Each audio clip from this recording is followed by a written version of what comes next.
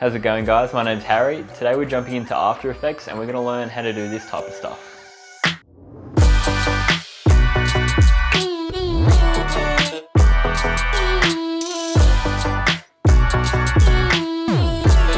Now you might have seen this technique used a lot on YouTube where people are using like their title for the video in like their intro sequence where like the text seems to be part of the scene that they're walking through.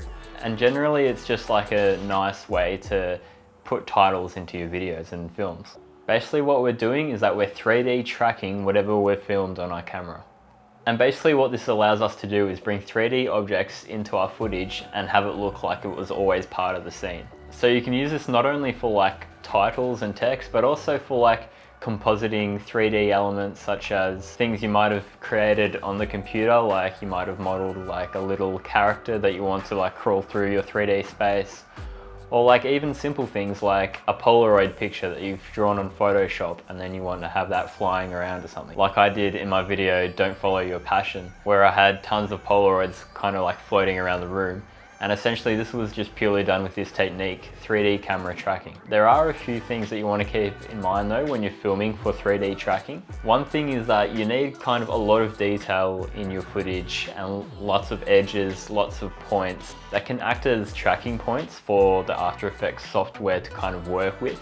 Because After Effects really relies on that detail in your image to be able to lock onto certain things, to be able to track properly, if that makes sense. Because if After Effects doesn't understand what it's looking at and doesn't understand the dimensions of the room that you're filming in or the objects within that room, then it's not going to interpret the 3D space well at all, and sometimes it will just tell you straight up that it can't do it. And this is why if you watch like the behind the scenes parts of like movies like Marvel films and stuff like that, they'll show like a green screen room with like all these little smaller crosshairs on the green screen, and those are tracking points as well, and they act for that purpose of their editing softwares being able to follow those tracking points with the green screen so that you can composite things easily. But anyway, we don't need to go into that much detail. I'm just going to show you how we're going to do this in After Effects now, so let's just jump in. Okay, so we're in Adobe After Effects now, and we've imported our clip of the desk. If you're not familiar with the interface and the basics of After Effects yet, just dive into my last video about the basics and I'll link that up in the corner there. So let's get into our 3D tracking tutorial. Let's go to Composition, New Composition. Let's call this 3D Tracking. And we're just gonna leave it at 91020 by 1080. Next step, we're going to bring our footage into the timeline, and the first thing we're going to notice is that we filmed in 4K but our composition is in HD. So we're going to have to bring the scale down to 50% so that it matches our composition,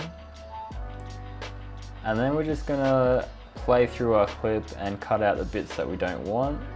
So we can see that we start moving our camera movement at about this section here. So I'm going to cut the clip about here, Control-Shift-D, delete this part, drag this part to the front. And then if we play through this, we've got the right section of the clip that we want. But then the second thing we notice as well is that our footage is really shaky. I did this camera movement just handheld. I could have used my Ronin S to get more of a smooth movement, but I think that it's unfair to assume that everybody just has a gimbal lying around.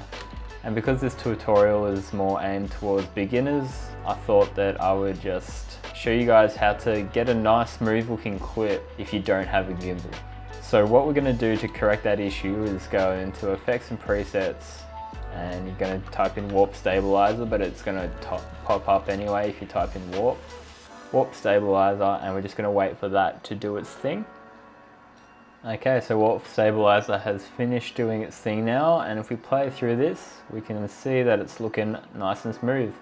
It's almost like we're on a gimbal anyway. So yeah, Warp Stabilizer is a really useful tool. Sometimes it works really well, like in this case, and then sometimes it just doesn't work at all. I've also noticed that like the Warp Stabilizer in After Effects is like way better than the Warp Stabilizer in Premiere Pro.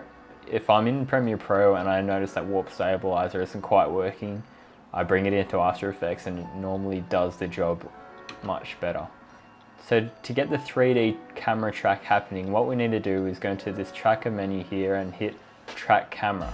But if we do that now, because we've used warp stabilizer and because we've adjusted the transformation of the layer by reducing its scale because it was in 4K, the camera tracking function of After Effects won't work when we've got those things in place. The footage or the layer needs to have nothing done to it, and it needs to be like stock standard. So how we fake that we've done nothing to this layer is we're going to pre-compose it. So right click on it, right click on the layer, come down to pre-compose.